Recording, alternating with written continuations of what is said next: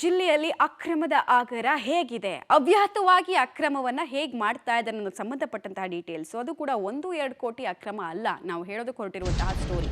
100 ಕೋಟಿ ಅಕ್ರಮ ಆಗಿದೆ, 100 ಕೋಟಿ ಅಕ್ರಮ ಆಗಿದೆ ಅನ್ನೋ ಆರೋಪ.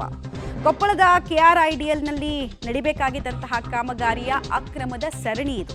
ಕಾಮಗಾರಿಯನ್ನ ಕೈಗೆತ್ತಿಕೊಳ್ಳದೇನೆ ಹಣವನ್ನ ಅಧಿಕಾರಿಗಳು ನುಂಗಿದ್ದಾರೆ ಅನ್ನೋ ಆರೋಪ. KRIDL ಕಾರ್ಯಪಾಲಕ ಅಭಿಯಂತರ ವಿರುದ್ಧನೇ ಇಂಥದೊಂದು ಗಂಭೀರ ಆರೋಪ ಕೇಳಿಬಂದಿರೋದು. 62 ಕೋಟಿ ಅವ್ಯವಹಾರ ಮಾಡಿದ್ದಾಗಿ ಚಿಂಚೋಳಿಕರ್ ಒಪ್ಪಿಕೊಂಡಿದ್ದಾರೆ. ಕೊಪ್ಪಳ ಜಿಲ್ಲೆಯ ವಿವಿಧ ಗ್ರಾಮದಲ್ಲಿ ಕಾಮಗಾರಿಗಳು ನಡಿಬೇಕಾಗಿತ್ತು. ಎಲ್ಲೂ ಕಾಮಗಾರಿ ನಿರ್ವಹಣೆ ಮಾಡದೇನೆ ಹಣವನ್ನ ಗುಳುಂ-ಸ್ವಾಹ ಮಾಡಲಾಗಿದೆ.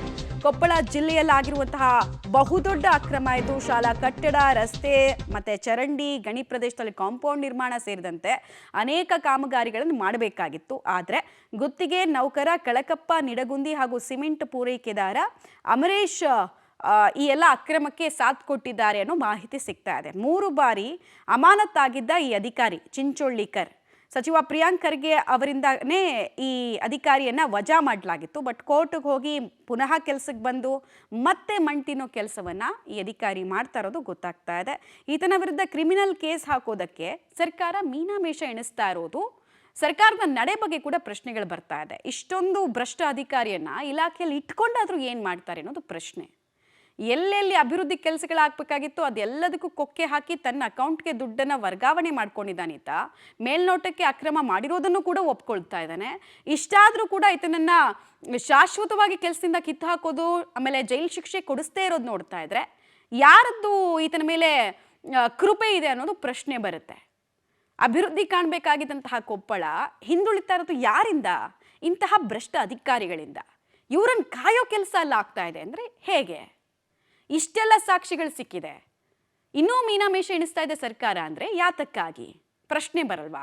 ಡಾಕ್ಯುಮೆಂಟ್ಸನ್ನು ಕೂಡ ತೋರಿಸ್ಬಿಟ್ಟು ನಿಮಗೆ ನಾವು ಮಾಹಿತಿ ಕೊಡ್ತಾ ಇದ್ದೀವಿ ಏನೇನು ಅಕ್ರಮ ಈತನ ಮೇಲೆ ಇದೆ ಅಂತ.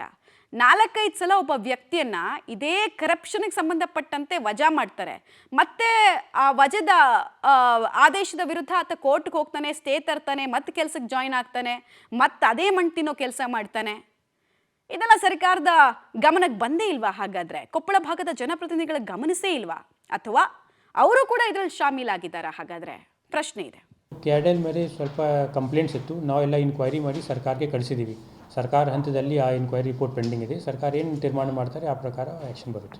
ಸರ್, ಈಗ ಅದು 17 ಕೋಟಿ ನಾನು ಕೊಟ್ಟಿಲ್ಲ, ಆಮೇಲೆ ವೇಟಿಂಗ್ನಲ್ಲಿ ಆದರೂ 17 ಕೋಟಿ ಮತ್ತು 30 ಲಕ್ಷ ರೂಪಾಯಿ, 30 ಕೋಟಿ, ಈಗ ಆದರೂ ಸಹ 60 ಕೋಟಿ ರೂಪಾಯಿ ಇದು ಇನ್ಕ್ವೈರಿ ಸರ್ಕಾರ ಹಂತದಲ್ಲಿ ಇನ್ಕ್ವೈರಿ ಪೆಂಡಿಂಗ್ ಇರೋದ್ರಿಂದ ಸರ್ಕಾರ ಏನು ತೀರ್ಮಾನ ಮಾಡ್ತಾರೆ ಆ ಪ್ರಕಾರ ಆ್ಯಕ್ಷನ್ ಬರುತ್ತೆ. ಸ್ಪೆಸಿಫಿಕ್ ಆಗಿ ಮಾಹಿತಿ ಬೇಕಾದರೆ ಸರ್ಕಾರ ಹಂತದಲ್ಲಿ RTI ಮಾಡಿ ಮಾಹಿತಿನ ತೊಗೊಳ್ಳಿ.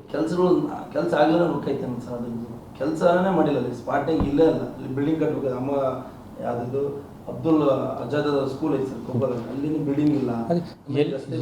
ಎಲ್ಲೆಲ್ಲಿ ಈ ಥರ ಸಮಸ್ಯೆ ಇತ್ತು ನಾವು ಈಗಾಗಲೇ ಡೀಟೇಲ್ ವರದಿ ಮಾಡಿ MD ಅವರಿಗೆ ಕಳಿಸಿದ್ದೀನಿ. ಅವ್ರ MD ಲೆವೆಲಲ್ಲಿ ಅವ್ರ ಮೇಲೆ ಆ್ಯಕ್ಷನ್ ಆಗಬೇಕು.